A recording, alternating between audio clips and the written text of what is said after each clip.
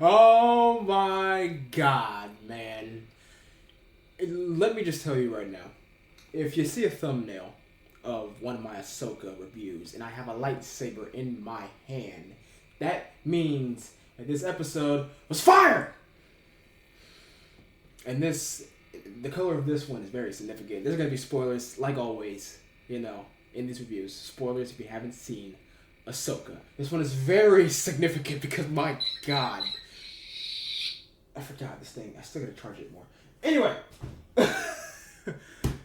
Man, oh man, Ahsoka episode 5. This episode, dude. It's a good thing. Like, I wanted to do, reactions to this show. Right? I wanted to do reactions to, shows and movies in general, but, I just don't have the energy to be dealing with all the cutting up stuff so that you don't get the copyright and then dealing with the copyright. I don't feel like doing that. But plus, it's a good thing I can't. It's a good thing I don't do them anyway, because this episode had me standing up, had me applauding, had me pacing around my room, jumping up and down like a little nerd, because this episode, Dave Filoni, quite frankly, was in his bag. He was. He was in his bag. He was in his bag last episode, but this one. Last episode, Dave was like, I understand Star Wars. I understand what Star Wars fans want, and I'm going to give it to you, right? And then, of course, that ending with Anakin was just like, oh my god. This episode, he was truly, unashamedly in his bag. He was flexing on all y'all, bro. On all of us. It was more than flexing. He was like, he unzipped his pants, pulled his pants down, showed you his dick, and showed you how big it was. That's what he was doing, okay? He was showing you, this is why I was George Lucas's pupil, all right? I was learning directly from George Lucas, all right? He was my Yoda. I was Luke Skywalker. That's what this episode was, because we got to see Ahsoka in the World Between Worlds talking to Anakin, and Anakin basically giving her, I don't even know how to I don't know how to even describe it, but he was being her master. He was teaching her, right? Teaching her the important lessons she needed to come back to life from death. I mean, she didn't actually die, but it was, from what I took it, it was I feel like we see this in movies and different stuff where characters on the brink of death, and then they have a flashback where they see someone from their past. They go through all these things. It's very prevalent in anime too. Where they talk to someone who's just it's not your time yet, man. It's not your time. You gotta wake up. You gotta go back. Right? That was basically what this was for Ahsoka.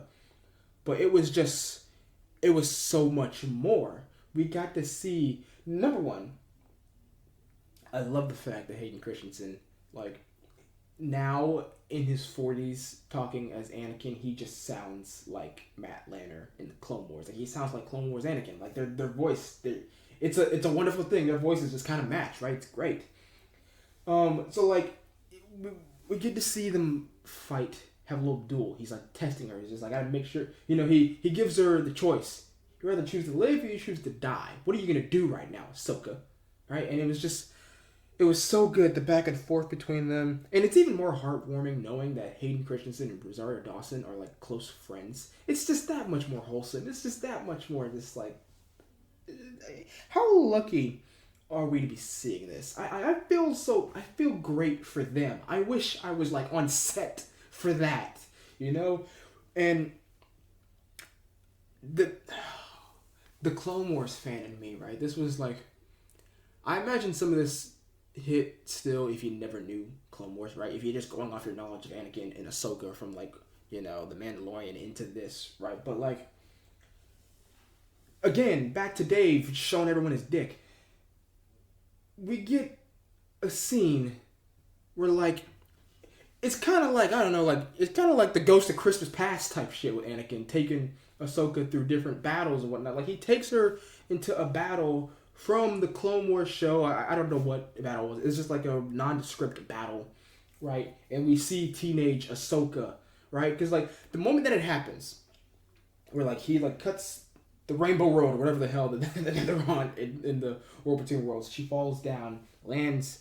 At first I thought she landed on Mustafar, but then I noticed, I was like, yo, her Laku is shorter. I'm like, the costume she's wearing, that's definitely, I'm like, that's Clone Wars. Clone Wars Ahsoka with the green lightsabers, right? And Anakin Skywalker. Hayden Christensen and Anakin Skywalker in the Clone Wars, like, from what, the first 3 seasons, I think, of Clone Wars had Anakin not in the robes that he wears in episode 3, but in like this completely different like Jedi armor thing. Like it's known that the Jedi during the Clone Wars, for much of the Clone Wars, wore, armor. It's basically like his Jedi armored suit from the Clone Wars, same haircut and everything. They even had like his voice even was like a little bit lighter. He sounded a little bit more like, prequel Hayden. It was just, oh, it's so good. It was so good. And like we get to see them and all the clones voiced by Tamira Morrison. We got to see Rex. Like, we didn't see him take off the helmet, but it was Tamira Morrison Rex. And it was just like, dude, Dave Filoni he wouldn't stop. He just would not stop. He kept going, dude. And just the little lessons that Anakin was teaching Ahsoka, like, and I think it's very important for people. I think it's very important for the people who didn't watch Clone Wars, right? Or like even for the people who did, but like I think more so for the people who didn't watch Clone Wars to get that taste of what Clone Wars Anakin was like, because for a lot of people there's very much a disconnect between Clone Wars era Anakin, Revenge of the Sith Anakin. But like when you watch Clone Wars, by the time it gets to that point, it makes a whole lot of sense, right? But like I think the image of seeing Hayden in that costume, talking to teenage Ahsoka, being, the master for her during the Clone Wars, like that does a lot. At least it does a lot for me to just further, like, I already didn't have a problem connecting, the two eras, but like that just sealed it. I'm just like, it's seamless. It is seamless, especially because he sounded like, Clone Wars, or he sounded like Revenge of the Sith, prequel Hayden. The de-aging was like really good. Like I'm sure there was like definitely like some play with the lighting just to hide any imperfections. But like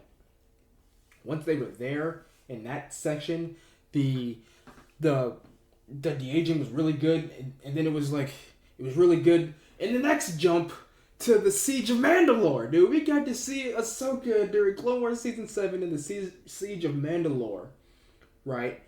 And like he was cutting down Mandalorians, had the Mandalorian super commandos, bro, and she had the 2 blue lightsabers that Anakin gave her. And like I love the moment where Anakin shows up and he's just like, I don't recall this battle. Yeah, because you weren't here, they had parted ways. While she was on the Siege of Mandalore, while she was on Mandalore fighting out the Maul's Mandalorians, he was up in space with Obi-Wan trying to rescue Palpatine. Like, it's so good. And the little teases, like you get like little glimpses, like as Anakin, back in the other flashback, as Anakin's going through like a brief flash of explosion, you see a glimpse of Vader. It's just like so much of this was just. It was just so much Anakin, Vader, Ahsoka, what that meant to her, and it was just so good.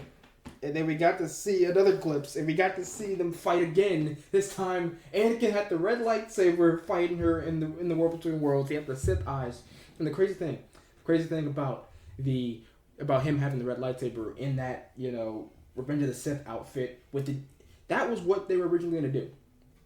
George was originally gonna have when it came time for Anakin versus Obi-Wan on Mustafar, he was gonna have Anakin use a red lightsaber. Right, but he was like, it doesn't really look well with the already red background of Mustafar on lava and stuff, so he just kept it blue. But that was that's little nerd stuff like that really hit me, man. It really did.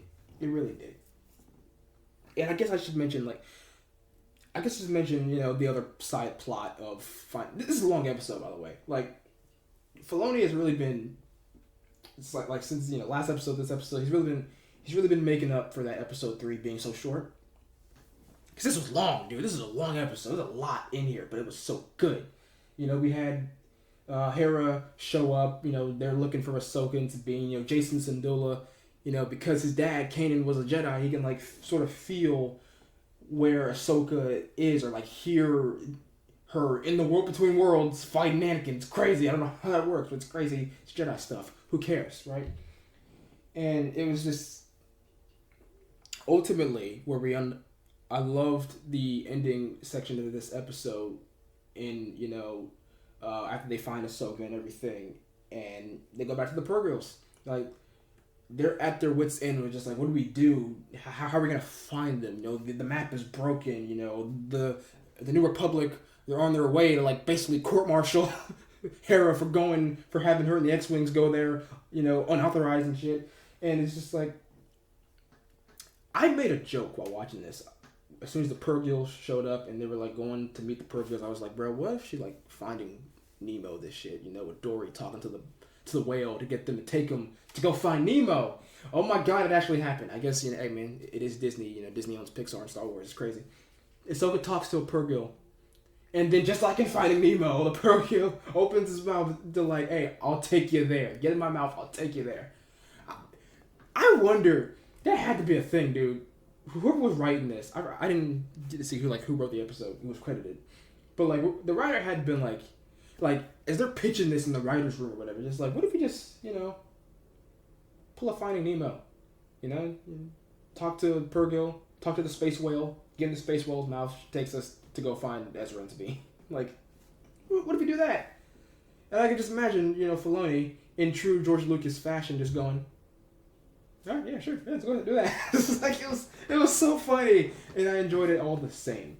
And man, the music this episode too. I want to shout out the music. Kevin Kleiner, who did he did all the animated stuff, right? Like he did the score for Clone Wars and Rebels and Bad Batch.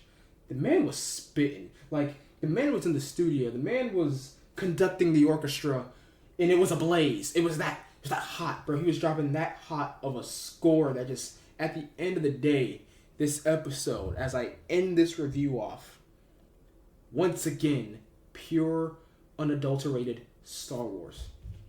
This is Dave completely in his bag saying, bro, I know Star Wars. Again, I learned directly from George, okay? Like, y'all, and I can imagine he's going like, y'all think this is hot, bro. Just wait till you see my movie. Wait until I get, 2.5 hours and, $150 million budget for Star Wars Heir to the Empire, which we know it's going to be that. We know it's going to be called that. Like, just wait. Dave's going to blow us away. Dave, it's a bold prediction, and I could look really stupid by the end of this.